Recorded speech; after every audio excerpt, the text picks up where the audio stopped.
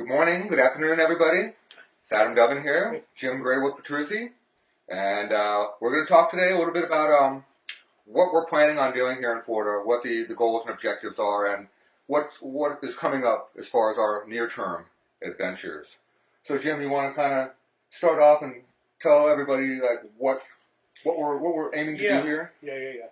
And of course, none of this is chiseled in stone. That's the nature of the work we're all doing right now. We've been meeting people here. We've been doing the live streams from here, which is awesome. We will continue to do live streams as often as we can because there's so much going on. We want to keep you guys abreast of everything that's going on. Sue and I are going to pack up today and go up to a camp, one of the Springs camps, because we really need to sense the Springs, and we want to share the Springs with you. So I'm really hoping I can get live stream capability from there. Never quite sure when we go to campsites. If not, we will tape with the video camera, and I'll put it through as I used to, and then I'll put the streams up afterwards. We're going to talk to some people up in that area. Adam will probably be going back and forth over the next 3 or 4 days, so we can continue to connect, see which people show up. It's fascinating as we've done this. We went across country. We're here in Florida. People are just coming up, and they're the right people. A lot of you have commented on the piece that I put up about the folks we met from Texas along the Mississippi River. And that's great because there's a lot of information in there, certainly educational to me. And then yesterday, Tom showing up as we're standing there and just starts talking. And there's dozens of other instances like this, some of which I will put up later. That's one way to really spread the word and really understand what people in the area are thinking. And it's different, I find. If we're here, for example, if someone in the area is talking to Adam, they're going to talk one way. If they're talking to Sue and I from somewhere else, they're going to talk a different way. So when we combine them, we get a pretty good overall picture, I believe, of what's going on. After those camps, I think we'll probably shift to the West Coast for a bit, some other camps, one near the ocean, because those oceans are big bodies of water. They're the main, comparing the Earth Mother to our bodies, I guess they're the main aorta. They're the main line of water. So we want to hear what people are thinking and doing over there as well. Sue and I are booking up some programs to help support Water is Life and support what we're doing so we can continue to stay here and finish this project out. Some of those will be going on later in the month, and we will see if we can live stream at least a little bit of that to you and some of the events further down on the West Coast. Down, I forget where we're going to be. Adam, where? So you're going to be in Estero, Florida, which is near Naples, Fort Myers. Right. We'll be near Naples. We'll be doing several programs there. If you're around that area, feel free to join us. We'll be putting more up. But again, we'll be talking to people. We'll be promoting Water is Life, the movement, which is all of us folks. And then from there, we'll see. I believe we'll have to start heading back across country. We need to get back to Colorado to do some of our work there. Our group there is incredible. They're doing everything probably better than when we're there. At least the same as when we're there. And this is what we all want to see, folks. When any of us are out doing things, this is what Circle is about. Others are needed to step up. And so that's happened in a big way. With Jody back there, a friend, is taking over the group, and they're just doing amazing things. Not just her. There's a whole group of people who are doing these things. And then we'll share more beyond this Florida segment. We'll need help to do the next steps, but we really want to get to Flint. I've been promising people in Flint for a while we'd get there, and we just need to find a little bit of means to do that. We want to start documenting that. We want to get ready for this documentary. I really think that's going to be a critical thing in our next year of the movement. Not the only thing, but absolutely a critical piece. So we get more and more people standing up. So keep standing up, keep talking, stay with us here for the next few weeks in this Florida segment. This is a fascinating place for many, many reasons, and a lot of positive things happening, but also some difficult things happening. We want to share both. let's be balanced here. Let's know what's working, what's not, and work to fix those that are not. Yeah, well said. I want to fill in a little bit so people understand what you're going to be seeing while you're here. So Good. where I'm going to be sending him is Wekiva Springs State Park, which is a very nice area. It's in the very, very northern part of Orlando, basically the border of Orlando, Lake County, or Orange County, Lake County, Seminole County, up in that region of the state.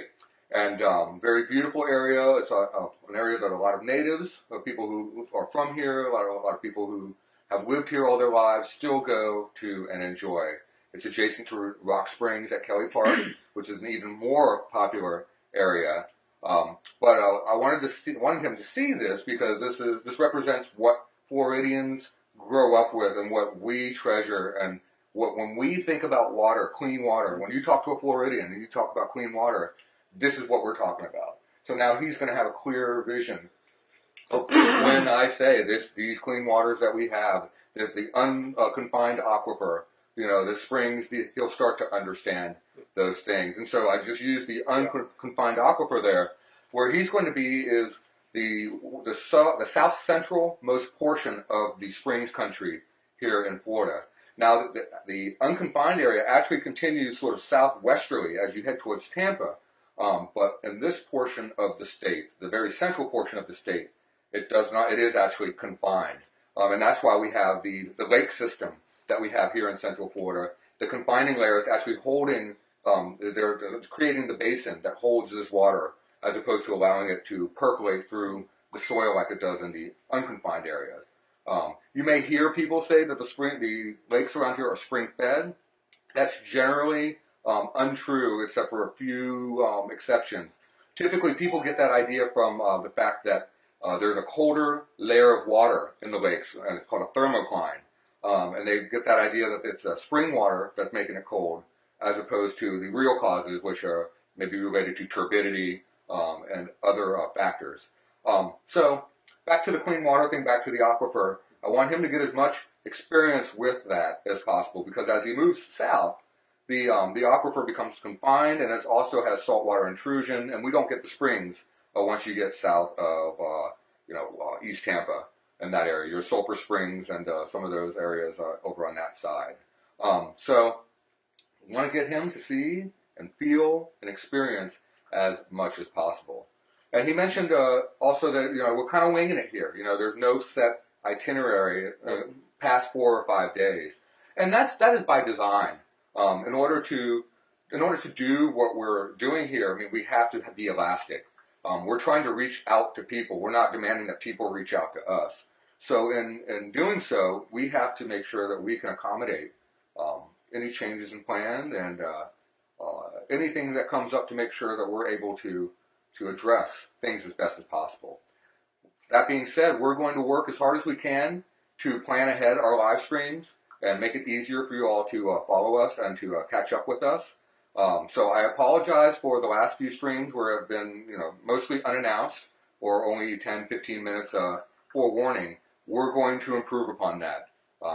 So give us a chance, and we'll do just that. Right, Jim?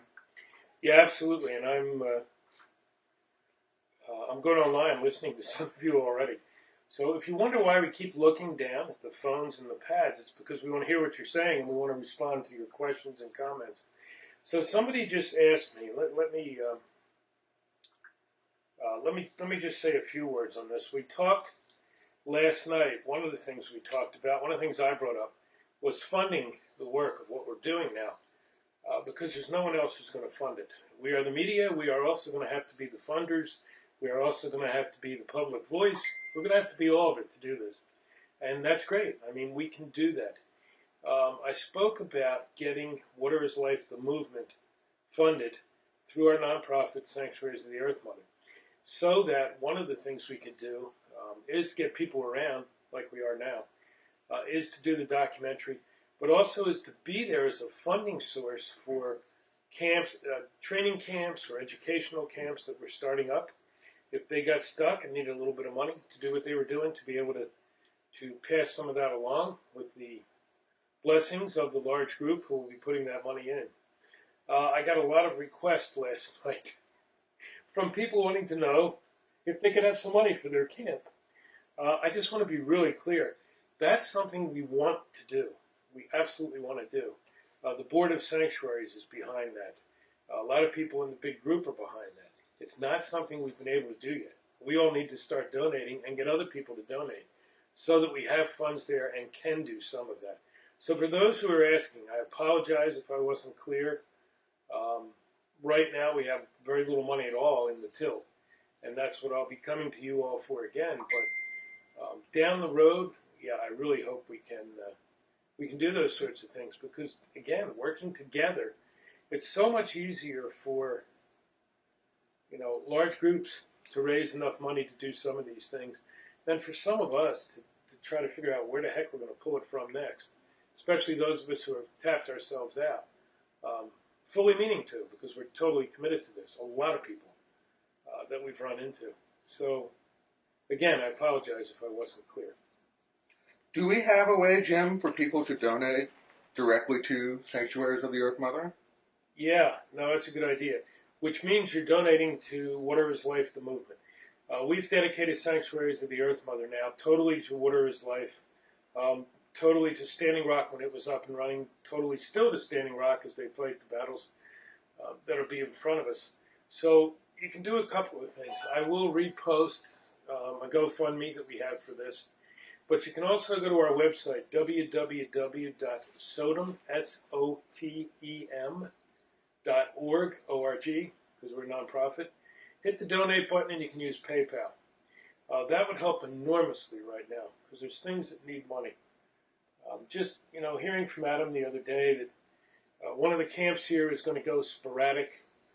They didn't have the time, they didn't have the money, they had tapped themselves out as well. That's not a model we want to carry forward. We really do not.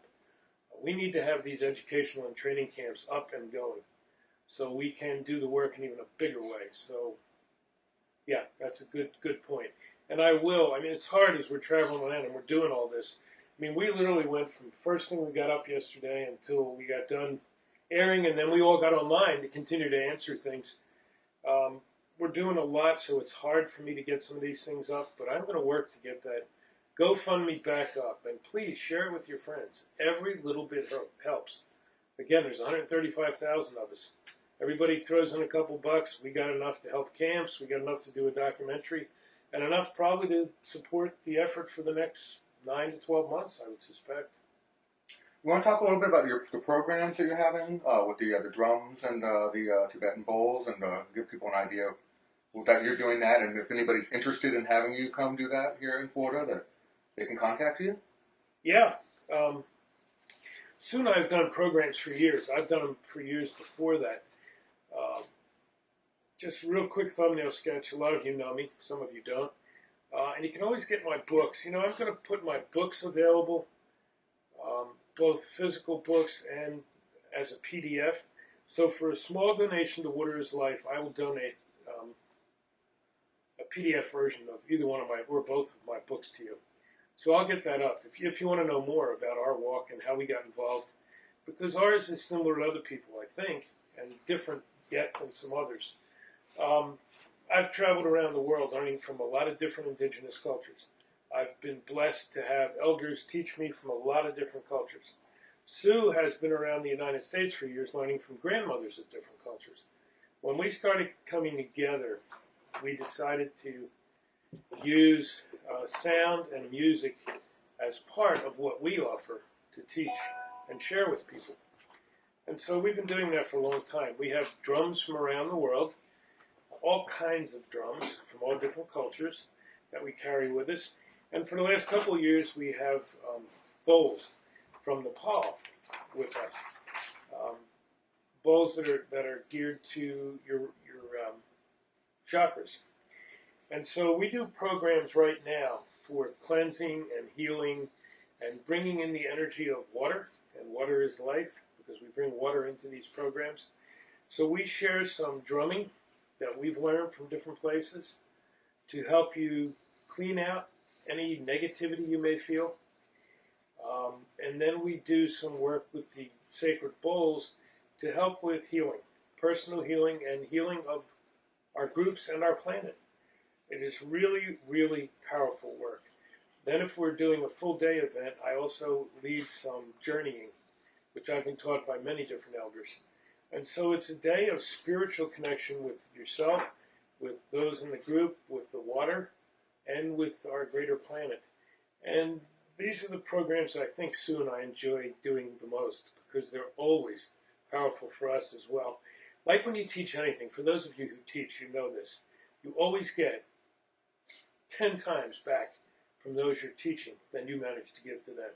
So I always feel we leave a group just so enriched ourselves. Excellent. Excellent.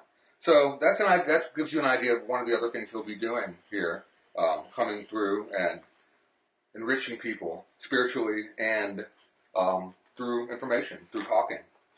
So I don't really have too much to talk about today as far as our Florida waters. We are in the middle of the week here, and things are just kind of happening. I got to speak with one of our water protectors last night, Mitch, and we talked a bit about how we are going to move forward here in Central Florida in the absence of the Crystal Water Camp, or in the temporary absence of that camp. So if you are interested in being a member of the Boots on the Ground here in Central Florida, somebody who will go out to the sites, who will go and document, take pictures, maybe live stream. You don't have to, but anything that you can do to help us keep an eye on the project and to get information and documentation to people who can write up violations and things like that. That's something that we could really use. Florida is the next, Central Florida is the next pipeline battleground. If you joined us yesterday, we were at the Reunion compressor station, which is, they call it the Florida Hub, the Central Florida Hub, because it is going to become the hub for the natural gas being pumped. One is going down the Hunters Creek line, and another is continuing down the southeast connection. So if you are around here, please let us know if you can get out to one of these spots. And by us, that means you can contact me, you can contact Elena Marshall. Those probably are the two good contact points for now. Because we're lacking people here, and that's one of the reasons why we couldn't keep Crystal Water open, was that we just didn't get enough water protectors in there, and we weren't getting, just not enough attention, not enough things were happening with it.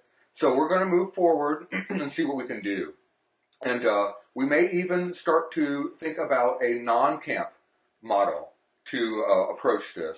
And when I say non-camp, maybe what I'm saying is a decentralized camp system, where it's not where people all come to a camp, but we get people to sort of saturate the area, and then we all converge and do things. So if you've got ideas, feel free to leave them in the comments, or feel free to reach out, because we are considering all strategies available to us right now. And things are really tough.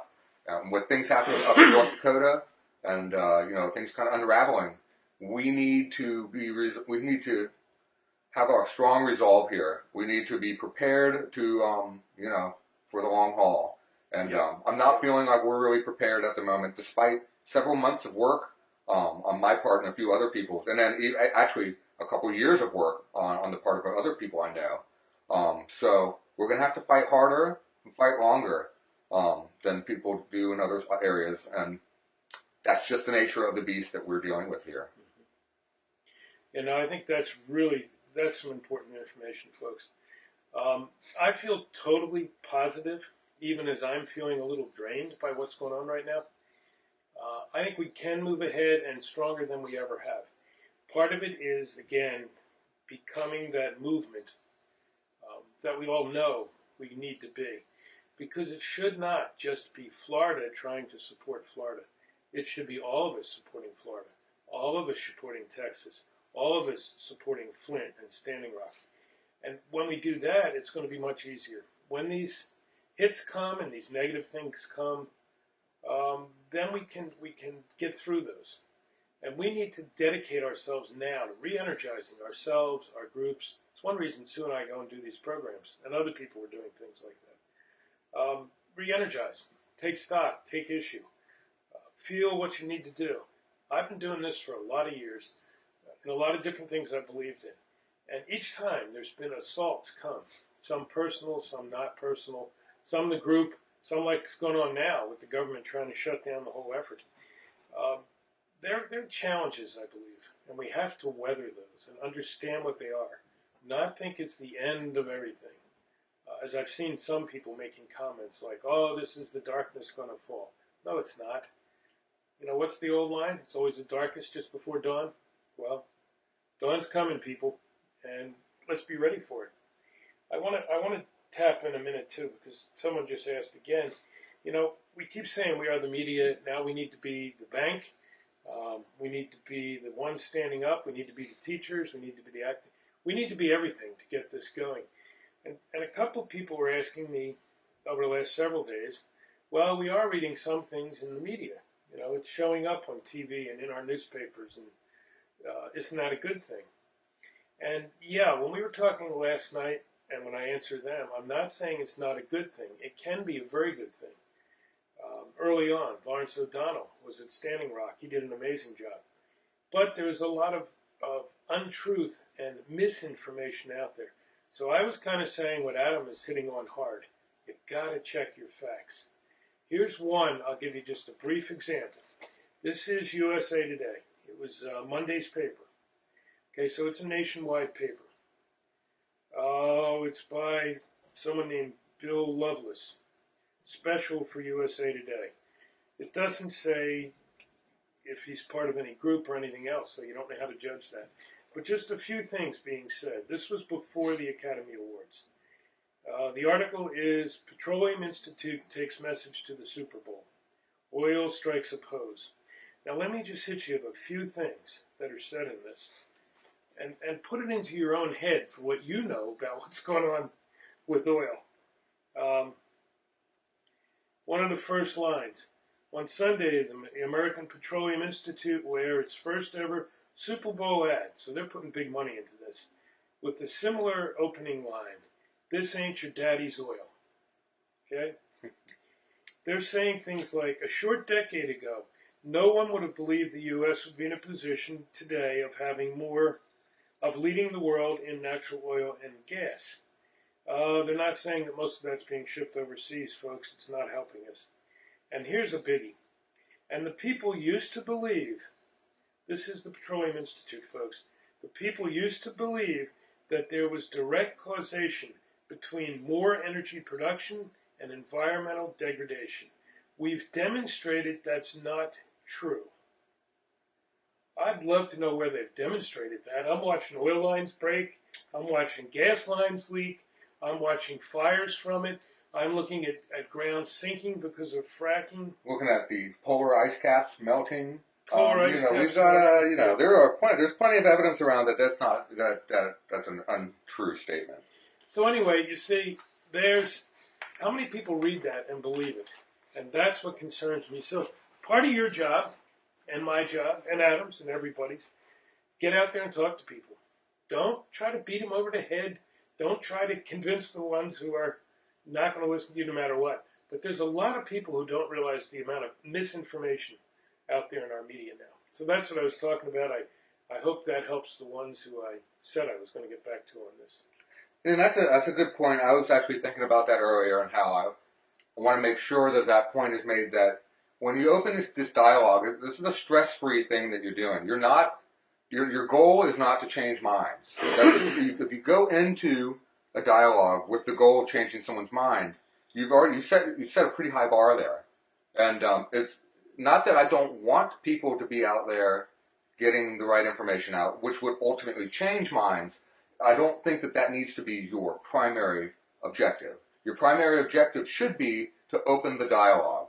And so if they're not receptive to it, it's okay to walk away from it and leave it in peace. Because as I mentioned before, what you've done, though, is you've still planted a seed of thought in this person. So now they're going to think about this thing a little bit more, and it will give them an opportunity to perhaps reflect, or it'll open the door for a future conversation with them where you can get more in depth with what the discussion is. And there's something that a lot of people pointed out from my talk before was, that it's simply just the connection. It's getting the word out and just talking to people about what is the value of water. Just a simple, easy question. What is to you? What is the value of water? Do you drink water? Do you swim in water? Do you bathe in water? Is water important for your children? Is water important for your lawn and your pets? Is water important for your quality of life? When you break it down like that, you may be able to, get behind some people's sort of superficial defense against environmentalism or against these type of topics, because that is one of the problems we have. A lot of people are preconditioned against environmental issues because they think it's a hippie thing that's trying to ruin business, and that there's some conspiracy on our part to I don't know. We're supposed to be making money or something off of global warming. That's what they. I think so. Yeah. We're going to get rich doing what we're doing. Yeah. I don't get that. Talk about the value of water, the value of clean air. Yeah, the value of clean water, the value of clean air, and that is the conversation that needs to be had. So we want you to provide whatever support you can. So that if monetary, that's great. If it's with your presence, that's great. If it's with your skill or your trade, that's great. If it's something as simple as talking to people, that's great. All of those things play a part. And talk to them, say, hey, we're seeing this in Florida. We're seeing this in Flint. I mean, really, if you want to bring the atom bomb to the water discussion, you can talk about Flint, Michigan, which is, the worst case scenario that we're dealing with here. But you can also point out, Florida's having problems. Texas is having problems. Iowa is having problems. This is an endemic problem to our country and around the world. Australia is having this problem. They're having this problem in Europe. It's a universal topic with no specific audience. Anybody can be an audience to this discussion. If you're a human being, if you're an organism composed of water, you are part of this discussion. What do you think of that, Jim? Yeah, absolutely. Get involved every way you can. People have been asking for months and months and months, how can I be more involved? And we're at that point now. We're telling you, I can be more involved. You've got to be willing to take it the next step, whatever that is. Put a little money in, put a little time in, go out and meet with somebody. Yeah, it's harder than sitting at our desk and punching buttons. Because I know I can get wrapped up in that when I'm at home too, because I'm being asked 1,000 things and do a lot of things. So I sit there and I just do it, and I'm like, oh boy, I'm only doing one piece of what I need to do. And so look at yourself and what you're doing and say, what else can I do? Don't look at your limitations, folks. I get that so often. And you know what? I can do that. Adam can do that. We can say, okay, here's our limitations and start listing them. So I can only do this. That limits yourself. It limits your spirit, limits your energy. Say, here's what I can do. And then you will find a way to do it. Trust me, you will. I've gone through some things in my life that I never thought I could get through, and yet here I am. And I know a lot of people who have gone through even more. So really, look at yourself. You will feel better. You will function better. You will feel stronger by doing that and not saying, well, I'm too sick, so I can't do this. Or I've gotten too busy, I can't do this. Or I have no money left, so I can't do this. Those are the limiters which stop us. Those are what the opposition wants to mire us in. They want us to be depressed. They want us to feel lost because Standing Rock is going through this next phase of whatever happens. They want to shut down the camps. Let's not let them do that. One of the things that Donna said to me when I was thanking her for what she did was, she said, don't let them separate us. Don't let them stop us. And what she was talking about was not only those folks on the other side, but some of ourselves on the inside, with that infighting that can destroy this whole movement. And so if you want to honor people who have been standing there and doing this stuff, that's the best way. Believe me, it truly is. You can do much more than you think. I didn't know now at my age and Sue's age if we could get out here and do this part of it. And guess what? Here we are. And we're doing it okay. Do I have as much energy as I did 20 years ago? No, of course not. But that's all right. Use what you have at the best level you have it. And we'll win this. We will definitely win this. Yep. No doubt about that. Well, you and Sue were definitely troopers yesterday. I dragged you pretty much all over Central Florida. Yep. But Tabitha Combs here makes a comment, and hers is, we need to be able to spread the word directly and use blatant facts and proof. We need to use social media with people who live in areas where these pipelines are and have them talk live. Spread it like wildfire. So, that's a great comment, and I want to kind of address a couple points that are in there. We do need to spread the word directly. That's a succinct way of saying what we need to do. Using blatant facts and proof, yes. We've talked about this before, and we'll talk about this again. Interesting use of the word blatant. Yes, I mean, blatant is fine in that context for me. And we need to be aggressively honest and aggressive, use facts and data. I could not agree with you more, Tabitha, on that, and amen to that. We need to use social media with people who live in areas where these pipelines are and to have them talk live. So, that's an interesting point. So I have been out, and if you've seen some of my videos, I've actually talked to some people, but it's actually harder than you think. A lot of these people are camera shy. The gentleman that you wanted to talk to, Tom, yesterday, a lot of people are camera shy. And, you know, I can't say for not a good reason, because these oil companies, you know, they have a lot of money, and they've got trolls, and they've got, you know, shills, and they've got all sorts of people in their employ, as I've come to know, and as Jim and anybody else who is well involved in what's going on here. So, we try. I've tried many times, and actually I accidentally got a guy on live once, and I'm not going to do anything like that again, because that's just not ethically, that's not ethical. But we're trying.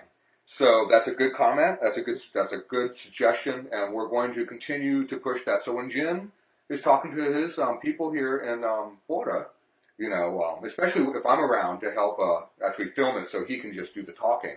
We're going to look to do that. So when we're at Wekiva Springs, you know, we'll go around and we'll see if there's people who want to talk.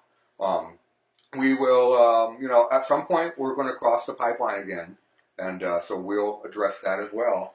We'll get to that. As he travels south, the pipeline also travels south, so there's going to be a couple other spots that we're going to be showing him. Mostly it's going to be the southeast connection line at that point. But that is a good comment, so thank you very much, Tabitha, for that. Okay, Oma Zahn. Thank you, Oma. Tell them to ask someone from Northern Ontario, Canada. They haven't had clean water in 30 years. A generation has never had clean water. Flint, Michigan has been poisoning people with water. Children and adults are suffering from cancerous diseases. Horrific conditions. When will people wake up? Well, oil industry is corrupt and dangerous. So my knowledge of Canada as an American is probably more than the average American, but less than a Canadian.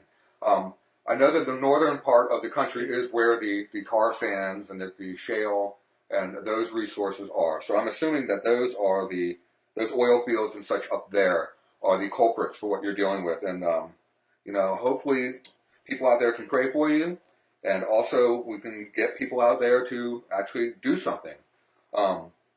Canada, you know, the interesting thing about Canada, it shares a lot of things in common with the United States, especially cultural. But, you know, when it comes to laws, when it comes to sovereignty and things like that, I really don't know a whole lot about that. So we need to get people involved who do. Canada's a long way from Florida, so it's going to be hard for me to get too involved. But if you're out there and you're Canadian and you want to do something, make a comment in here or reach out, start a Facebook group for Canadians concerned with fossil fuels. I mean, that's right there. It makes a great title for it, right, Jim? Yeah. And, you know, do that. So our thoughts are with you. Our thoughts and our positive vibes are with you. And so, let's see, we are at the 36-minute mark. We're actually looking to wrap things up here. So, Jim, do you have anything you want to say departing?